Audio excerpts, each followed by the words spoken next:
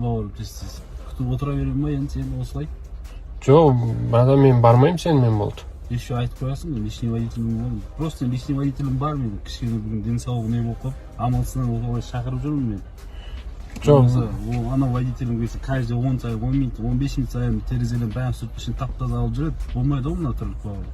жоқ, болды, братан, әңгімені көбейтпей ақ қойшы, шыға сал, мен сені апармаймын. Жүрсе енді тез мен кешігіп жатырмын ғой, кездесуге баруым керек қазір. Жоқ, бизнес шақыра салсай, братан. Барлығы тап-таза, сен көп. Момент күтемін ба, жүрсе болды.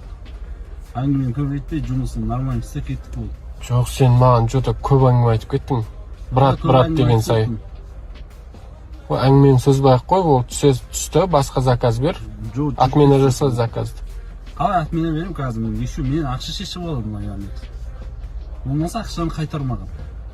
Қандай ақша? Мен келдім, тостым, міне отырдыңыз, мынандай әңгіме айтып тұрсың.